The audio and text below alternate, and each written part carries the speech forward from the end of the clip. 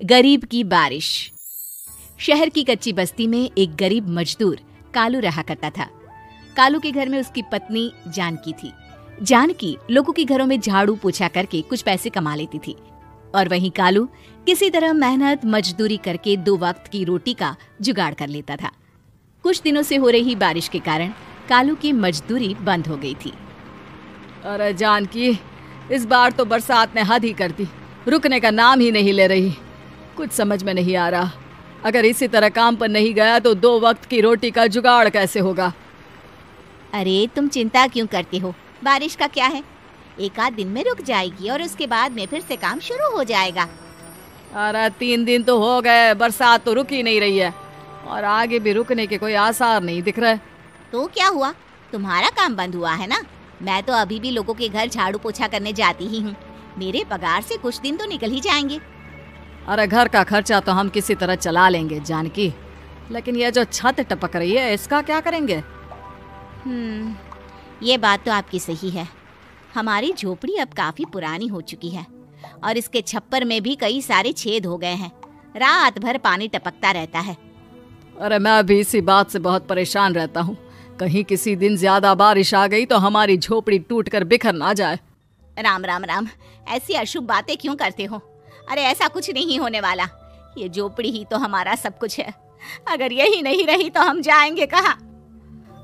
ठीक है जानकी, जब तुम्हारी पगार मिल जाएगी तो कुछ पैसे बचाकर झोपड़ी के छप्पर की मरम्मत करवा लेंगे, शायद हमारी परेशानी कुछ कम हो जाए।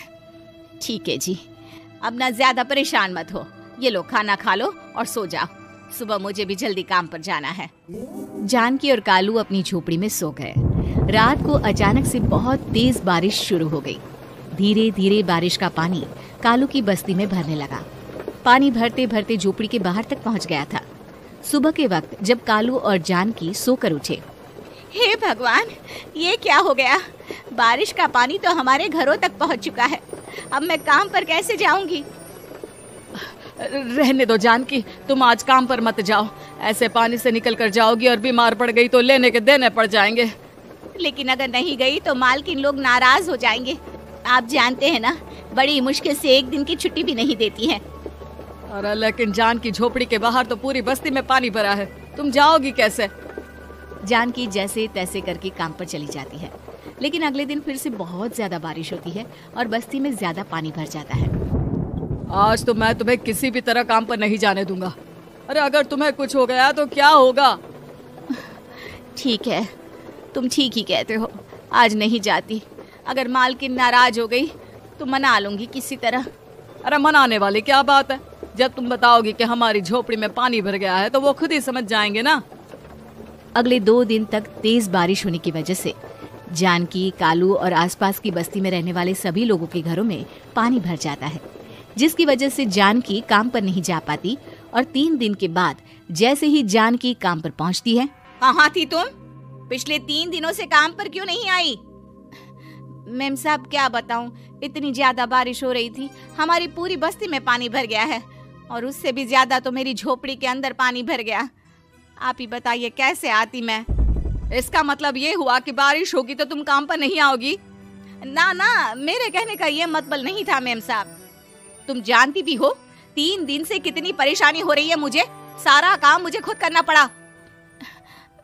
माफ कर दीजिए मालकिन जी, पर मैं क्या करती, आने के लिए रास्ता ही नहीं था, सब जगह पानी भरा हुआ था। बहाने तो तुझे बहुत बनाने आते हैं।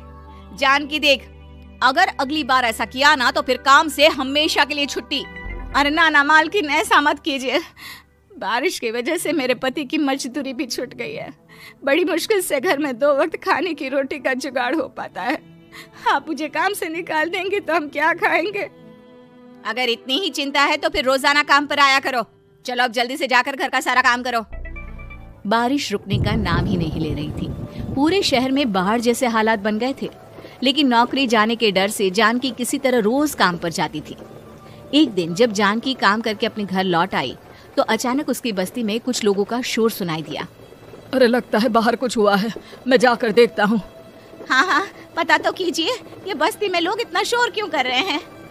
बाहर जाकर कालू ने एक आदमी से पूछा, अरे क्या हुआ भाई, इतना शोर क्यों मचा रहा है। अरे क्या बताए भैया, अपनी बस्ती के बाहर एक पुल टूट गया है और वहाँ पर एक कार फंसी है। थोड़ी देर में अगर किसी ने नहीं बचाया ना तो वो कार पानी में बह जाएगी। ये क्या कह रहे हो भैया? कार के अंदर कोई है क्या? हाँ, कोई औरत बैठी है, अकेली है, बहुत रो रही है बेचारी, मदद के लिए बुला रही है। अरे तो हमें जाकर उनकी मदद करनी चाहिए ना। अरे लेकिन इसमें बहुत खतरा है, हमें अपने आप को बचाना चाहिए। पानी कभी भी हमारी बस्ती की तरफ आ सकता है। अरे तुम्हें नहीं चलना तो मत चलो, लेकिन मैं तो जाकर उस औरत की मदद जरूर करूंगा। कालू उस जगह पर पहुंचता है जहां वो औरत कार में फंसी हुई थी। वहां पर पानी का बहाव बहुत तेज था और सारा पानी कालू की बस्ती की तरफ ही आ रहा था। कालू ने एक बड़ी सी रस्सी को पेड़ से बांध दिया और दूसरे सिरे को कार की तरफ फेंक दिया और उस औरत को रस्सी के सहारे बाहर आने के लिए कहा। तभी वहां जानकी भी दौड़ती हुई आई। अरे ये तो मेरी मालकिन है जिनके यहाँ मैं काम करने जाती हूँ। और मैडम जी, आप डरिएगा मत, आपको कुछ नहीं होगा। आपकी गाड़ी को भी मैंने रस्सी से बांध दिया है।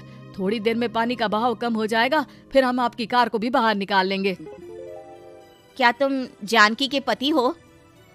हाँ, जानकी मेरी ही पत्नी है, आपके यहाँ काम करती है ना।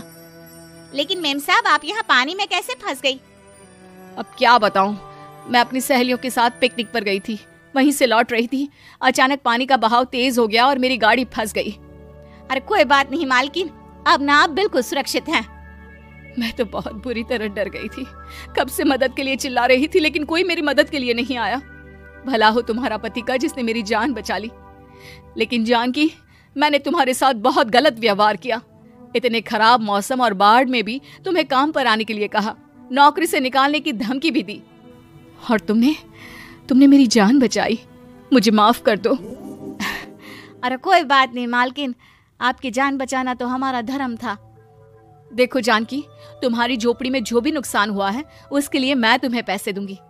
आज तुम्हारे पति ने मेरी जान बचाई है और आज के बाद मैं तुम्हें कभी भी नौकरी से निकालने की धमकी नहीं दूंगी। आज मैं तुम्हारी परेशानी को अच्छी तरह समझ चुकी हूँ। हम जैसे पैसे वाले लोगों के लिए अपने घर में बैठकर बारिश का मजा लेना बहुत आसान है, लेकिन तुम गरीब लोगों के लिए बाढ़ और बारिश काफी परेशानी खड़ी कर देते हैं। ये बात मुझे आज अच्छी तरह समझ आ गई है। आपका बहुत बहुत धन्यवाद मालकिन।